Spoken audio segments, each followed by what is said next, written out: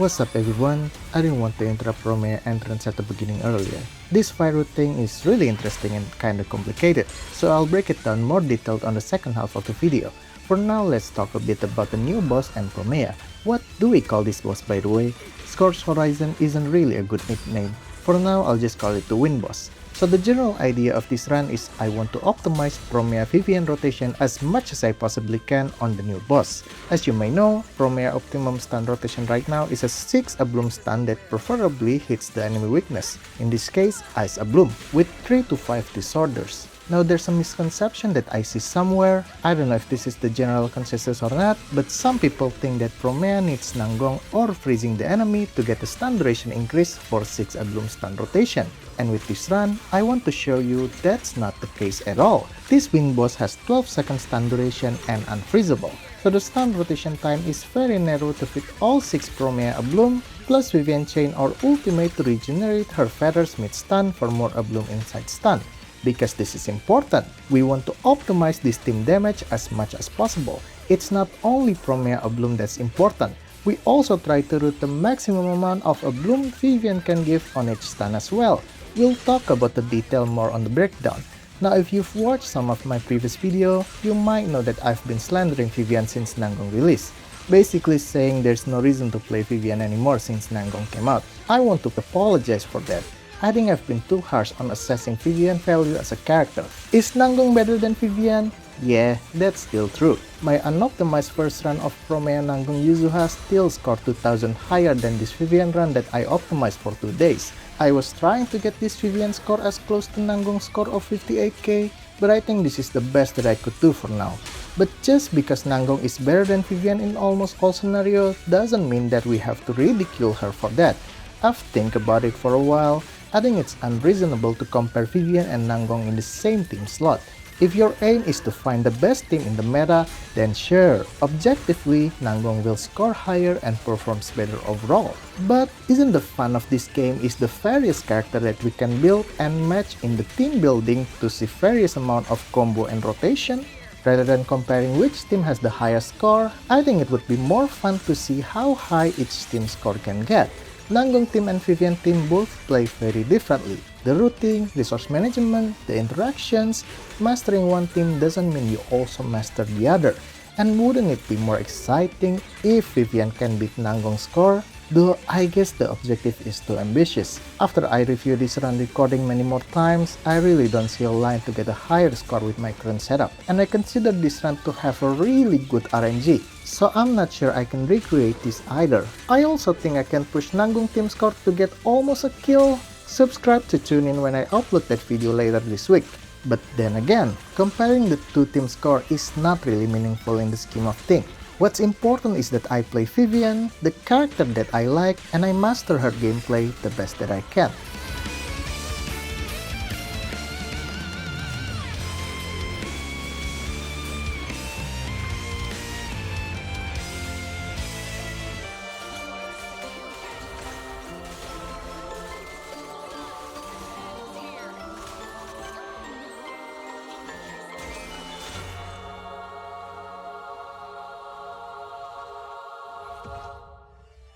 The team building decision is very simple. Promea, the main damage dealer, buffs all Abloom damage including Vivian Abloom. Vivian generate more Abloom in the rotation for damage and also generate corrosive chill for Promea. And if you play it right, you can make Vivian Abloom hits ice most of the time for the most damage against the boss. The best synergy between Promea and Vivian is how Promea can cycle all of Vivian Feather into Abloom with her EX Plunge inside stun, as long as she has corrosive chill. Previously, the best character that can do this with Vivian is Piper. This makes it easier to focus all of Vivian Abloom damage inside stun, and also set it into one particular attribute with some careful planning.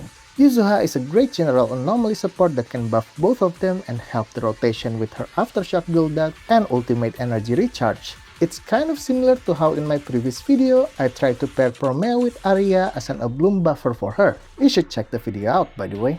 But in this case, Promea takes the more important role of on-fielding, and with Vivian, we can focus more of the Bloom damage on Ice attribute. By the damage distribution, we can see Promea is the team lead here.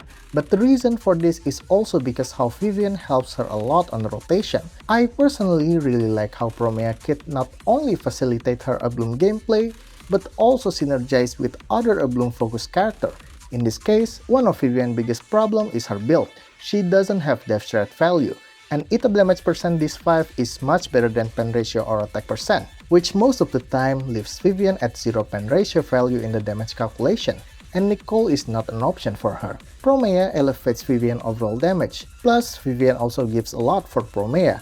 As for every Bloom Vivian gives, Promea generates 15 corrosive shield, which is the key synergy that makes this 6 Bloom Promea stun rotation possible without stun duration increase. Now this rotation is very dependent on Vivian's signature 40% anomaly buildup. I'm not saying that you need her signature, I'm just saying the rotation will be entirely different, as there will be different amount of Bloom needed to build the Ether meter, the corruption proc timestamp will also be different, and there may not be enough buildup to get 2 Ether Resolder on a stun, which is the main damage loss from not using Vivian's signature. On the other hand, Vision Compiler on Promea instead has no problem at all. I can still follow the routing with no problem even without Promea signature AM main stat. And the best score that I get with R3 Fusion Compiler Promea is 53.5k, just to see the score comparison. Her signature and Fusion Compiler damage is not that far, but that may be also due to the current buff strong effect for Promea specifically. Though I didn't able to get a good score comparison for a run with Weeping Gemini Vivian instead, as I didn't have enough time to figure out 2 different routing of this one team. Again, the routing without Vivian signature is very different, but I'm guessing the theoretical possible score would not be lower than 53k, as Promea damage is the most important here. We divide the fight into 6 important segments, of course with stun 1 and stun 2 being the most impactful for damage dealing. But all the other segments, especially the last damage dealing moment, is really important to get the least bit of score increase. This routing that I configure is consistent until the stun 1. I can recreate those first half of the rotation 90% of the time. After the first stun though, the RNG comes into play. We'll talk about it later. But getting by the win phase, we want some good defensive assist. If we don't get enough good defensive assist, then the condition at the start of stun rotation 2 will change drastically, making the rest of the rotation would also need some quick thinking improvisation. Doing some run analysis, I'm quite satisfied with this run overall performance, as we achieve our target of 6 Promea Bloom and maximum Vivian Bloom on each stun, though it's not perfect. Out of the 6 Promea Bloom, 1 is Ether Bloom, which is about 30% lower damage. But I think getting 1 Ether Bloom by both Promea and Vivian on each stun is unavoidable. At least I can figure out a way to make all Bloom ice, but this is still better than only getting 5 ice Bloom with Promea, so I'm settling with this. What's also good here is the disorder count. More importantly, Ether Disorder is really good to get inside stun. We'll talk about it more later. For the opening, you really don't need my help for this. I think it would be more fun for you to figure out the parry timing of the boss scripted opening. It's also not a bad idea to resetting over and over to find your most comfortable opening by yourself. Now this first segment, I want to emphasize to you the importance of timing Promea EX and a Bloom to make Vivian Bloom hits as much ice as possible, and make sure there is no wasted Vivian Feather that's not used for a Bloom, because that would be a damage loss. At this part, Vivian convert her Feather to be a Bloomable with her dodge counter by the Red Glint. I choose to activate Vivian Feather here so that all her Feather will be converted into damage. If we activate her Feather at the start of the run for example, some of it will not be converted for damage because at the start, the boss isn't inflicted by any anomaly. Next, we use Promea EX to freeze and a Bloom by hold basic. Those two actions consume 1 Vivian Feather each for a total of 2 Bloom. It's important that Promea freeze and a Bloom hits after Vivian Feather is converted, and the same thing happens after this. After Vivian defensive assist, her follow-up generates 2 feathers. She uses her EX, consuming 1 remaining converted feather that she have to also get plus 3 feather by her EX, ending up with full feather. Promea after this will proc another freeze and another Bloom. But before doing that, we need to make sure the timing is right. Just at the moment Vivian Feather is converted by her plunge, Promea trigger freeze, consuming 1 feather, her EX finisher hits, triggering her own Bloom and another Vivian Feather for a Bloom, which also triggered corruption without the previous Bloom hitting the corruption. Promea then used her ultimate and EX tap after her ultimate to build ice back up from that corruption, so she can do more ice Bloom again. And the principle is the same as earlier. Vivian ultimate is ready to generate 5 feather, but she still has 2 feather, so Promea do 2 EX to cycle out all Vivian feather before Vivian use her ultimate. We want to prevent as much of damage loss as possible. The previous segment timing is quite tricky if you haven't figured out Promea-Vivian interaction. If you trigger Freeze with Promea too fast, there will be unused Vivian feather later on. But if you trigger Freeze and Bloom with Promea too late, Corruption will proc before Promea Bloom hits, which is a damage loss, as we want to make sure as much Bloom hits Ice instead of Ether because of the DA buff and the boss weakness. Now this gameplay is only applicable with Promea Vivian. If you play Promea with Standard like Nanggong or Lycon, you cannot afford to do any Promea Bloom outside stun, and you should save her Corrosive Chill for the stun rotation. But with Vivian, as long as Vivian has feathers, you can and you should plan out some Bloom outside of stun. I find the amount of Bloom I can use outside of stun here by trial and error and fight-based rotation crafting, but as long as Promea can get 6 Bloom on the next stun, I just do as much Bloom as I can so to not overflow her Corrosive Chill. Vivian has full feather and Promea has 2 stack and a bit more of Corrosive Chill. This is the perfect amount to start the stun. Now we start the stun rotation with Promea hold basic to take off her jacket and hitting her plunge before her EX Bloom finisher at 99 days. This is really important to make sure that we get the most stun time as we possibly can. Promea EX finisher after this will trigger the stun and hit the Bloom right at the start of the stun window. If it's too fast that it triggered the stun early, or too soon that the first Bloom is not hit inside stun, it's a reset. I experimented for a while and practiced this specific opening rotation to make sure that this 99-day setup always happen. After I figured it out, I can do this about 90% of the time, which means so can you. I'm not saying that this rotation is the best rotation for this team, maybe other people have different approach than me which also get similar result, but that is the fun of rotation crafting in ZZ. As long as you can achieve your target by utilizing your agent's ability, however you do it, this grindy gameplay is really fun, at least for me personally. We start the stun with Promea hold basic not only to set the specific days amount, but we also need to save her energy for 2 EX inside stun.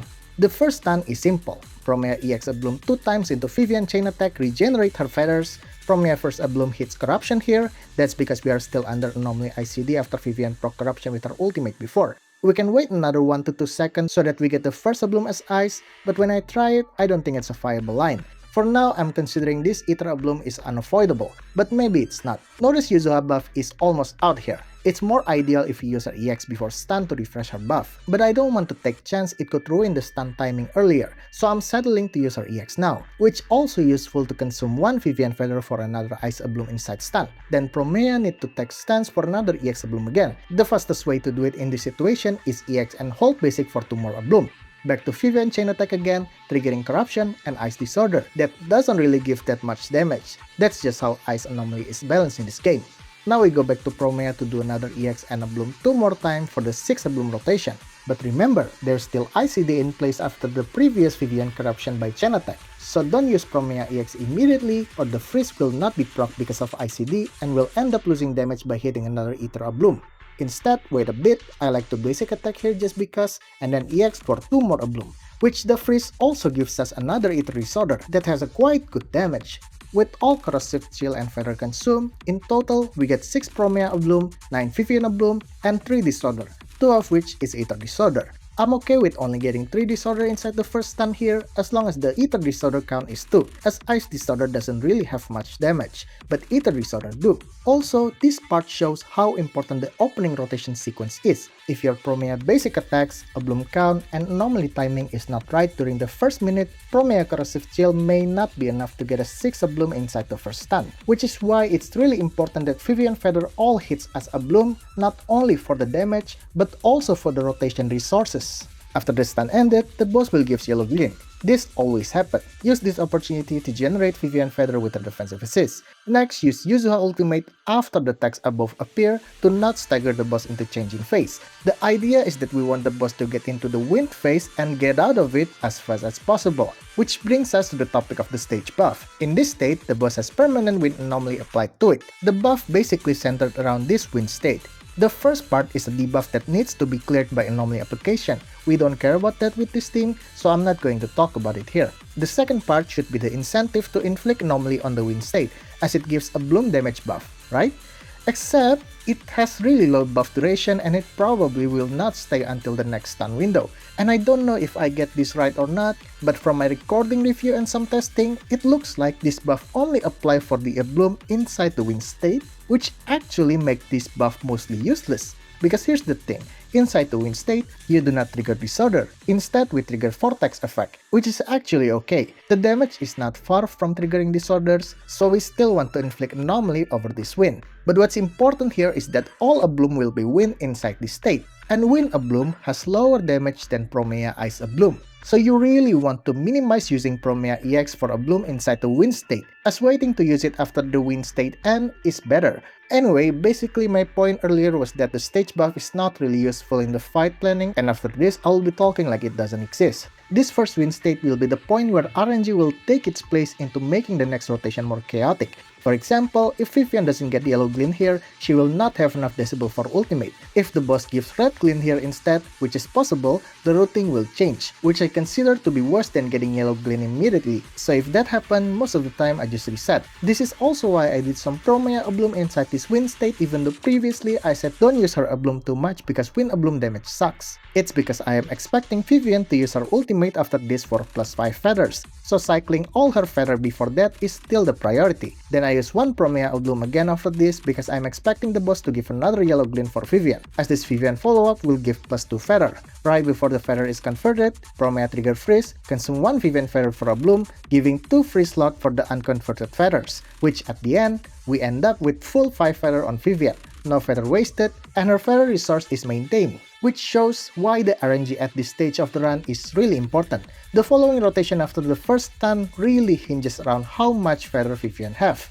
If we don't get good RNG and no yellow glint at all for Vivian, there's a scenario where Vivian will have no feather at all at the start of the second stun. Basically, you want yellow glint like the Sobek or the Filer attack by the boss. Red glint is not good, and UCC yellow glint is very bad because it staggers us for a really long time and cannot be followed up. Also, consider after this, in this second pre-stun, the boss in this run gives a lot more yellow glint, so we can cycle out Vivian feather for more Abloom accordingly, and also giving a lot of decibels for the next Vivian ultimate. That's why previously I referred this run to have a really good RNG. Before we get into the second stun rotation, one important note on ending the win state. It's important that you save Ice Anomaly build up to almost full for at the end of the win state, because at the end, the boss will become anomalyless. So inflicting freeze immediately after the win state end will be the best course of action for the highest damage momentum, because after that, you can immediately proc Abloom and play Disorder again.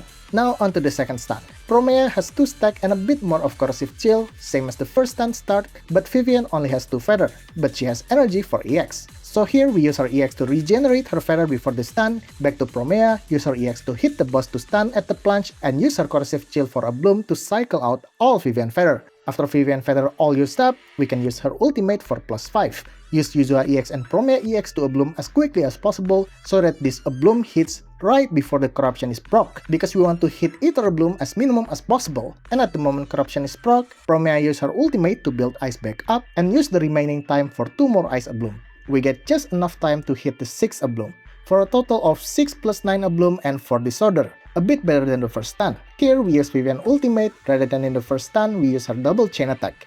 But the overall performance is still the same, as Vivian Abloom count is still 9, which I think is the maximum amount. Though I have to point out, the second stun rotation heavily depends on the pre-stun to interaction and RNG. In fact, I memorized 2 other 6 Abloom second stun rotation that all have different rotation. One use Vivian ultimate before the second stun, one doesn't use Promea ultimate inside the stun. Because again, what happened at the second pre-stun is heavy RNG. Different than the first stun, we cannot set what happens before the second stun consistently. And at the end of the day, the second stun rotation heavily lean upon improvisation play depending on the second stun initial condition that we get, which I think is the hardest part of this run. If we don't get enough defensive assist, we may not have enough decibel for ultimate, or Vivian feather may not be enough for the rotation. And that's also why I don't elaborate much on the second stun rotation. The target and overall idea of the stun rotation is the same as the first stun, but most of the time you'll probably not getting the same condition in this run.